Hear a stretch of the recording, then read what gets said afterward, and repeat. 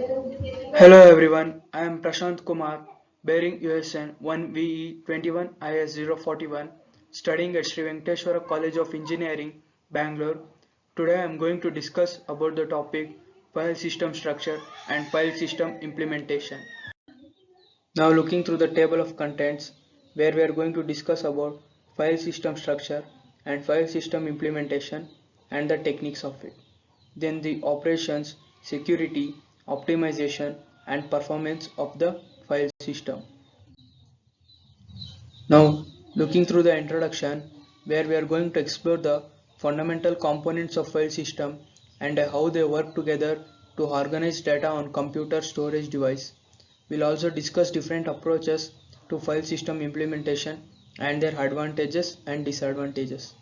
File systems are an essential part of modern computing, allowing us to store and access files quickly and efficiently. Understanding how file systems work is crucial for anyone who works with computer, from IT professionals to everyday users. So let's dive in. What is file system structure and implementation? The file system structure refers to the way in which files are organized and managed on storage devices.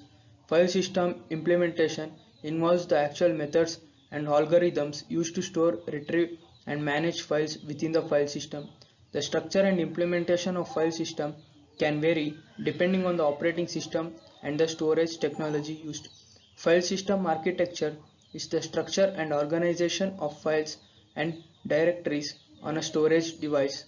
It includes the file allocation methods, directory structure, and file system operations.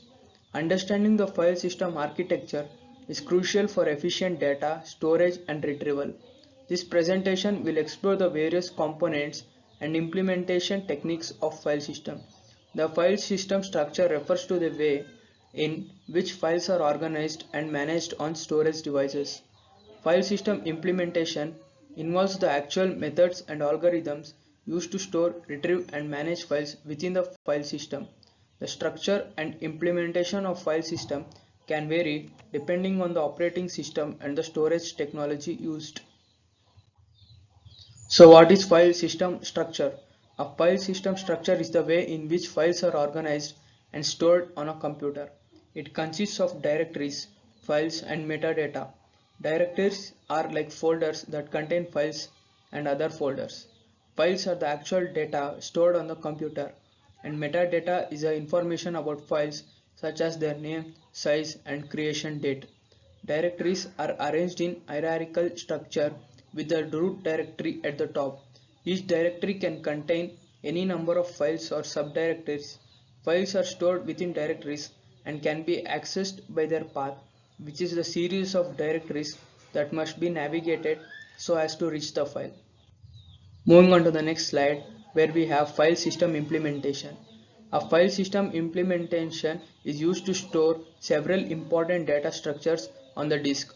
Firstly, a boot control block per volume, which is also known as boot block in Unix or the partition boot sector in Windows, which contains information about how to boot the system of this disk.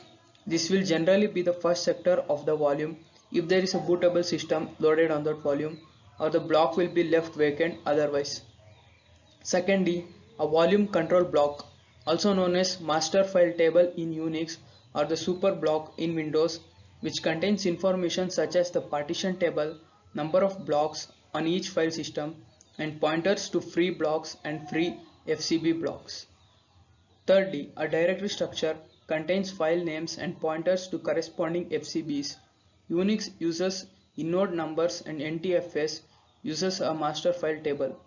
The file control block, also known as FCB per file, containing details about ownership, size, permissions, dates, etc. Unix stores this information in nodes and NTFS in the master file table as a relational database structure. Moving on to the next slide where we have the figure which represents the several key data structures which can be used so as to store in the memory. An in-memory mount table, an in-memory directory calc of recently accessed directory information, a system-wide open file table containing a copy of the FCB for every currently open file in the system, as well as some other related information. As per process, open file table containing a pointer to the system open file table as well as some other information. Like for example, the current file position pointer may be either here or in the system file table depending on the implementation and whether the file is being shared or not. So the below figure represents like some of the interactions of the file system components when files are created and or used. When a new file is created, a new FCB is allocated and filled out without important information regarding the new file. The appropriate directory is modified with new file name and FCB information. When a file is accessed during a program, the open system call reads in the FCB information from disk and stores it in the system-wide open file table. An entry is added to the per process open file table referencing the system-wide table and an index into per process table is returned by the open system call. Unix refers to this index as file descriptor and the Windows refers to it as file handle. If another process already has a file open, when a new request comes in for the same file and it is shareable, then a counter in the system-wide table is incremented and per the process table is adjusted to the point so as to the existing entry in the system-wide table. When a file is closed, as per the process, table entry is freed and the counter in the system-wide table is decremented. If that counter reaches 0, then the system-wide table is also freed. Any data currently stored in the memory cache for this file is written out to disk if so necessary. Moving on to the next slide where we are going to discuss about the file system implementation techniques. Implementing a file system is a complex process that involves several steps. The first step is to choose the appropriate file system type based on the requirements of the system. Once the file system has been selected, the next step is so as to design the file system layout without including the allocation of disk space and the organization. The files and the directories, this requires careful consideration of factors such as performance, reliability and compatibility with other systems. After the file system layout has been designed, the next step is to implement the file system code. This involves writing the software that will manage the file system components such as boot block, super block, inode and data blocks. The implementation process can be challenging as it requires a deep understanding of the underlying hardware and operating system.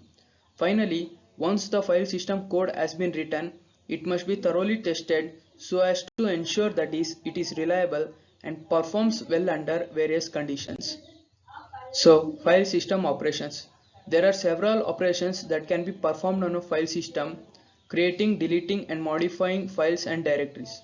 When a file is created, it is assigned a unique name and location within the file system. The file can then be modified by adding or removing data or by changing its attributes such as permissions or timestamps. Similarly, directories can be created and deleted and their contents can be modified in the same way as files. So as to illustrate these concepts, we have to consider a scenario where you want to create a new file on your computer. You would first navigate to the directory where you want to create the file and then use a text editor or other software so as to create the file, add content.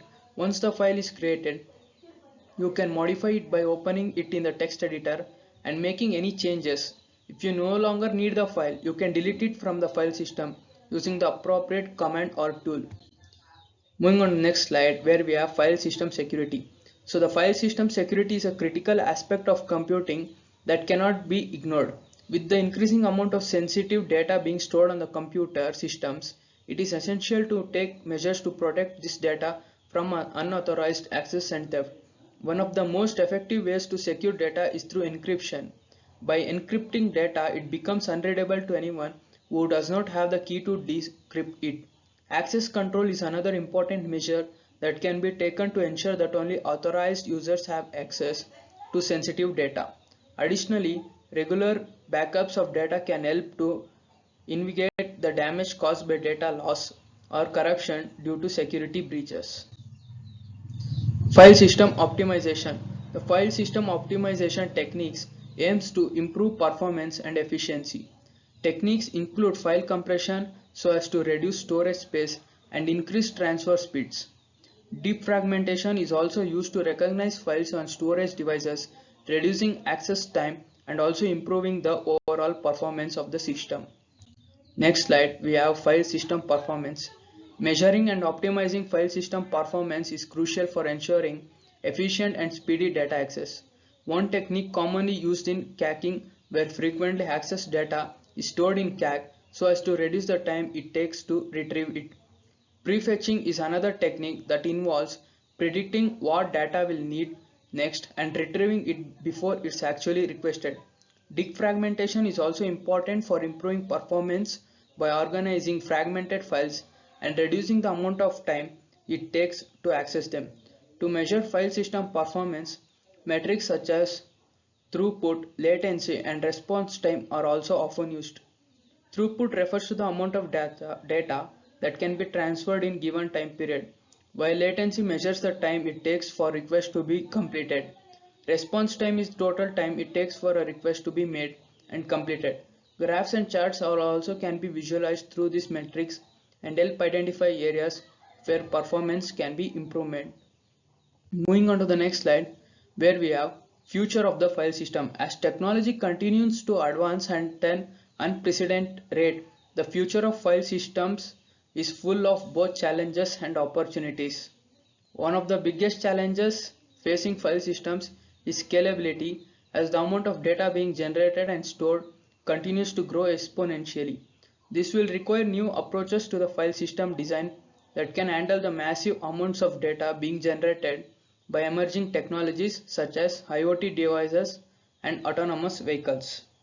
Another major challenge facing file systems is security, as cyber threats becomes increasingly sophisticated and pervasive.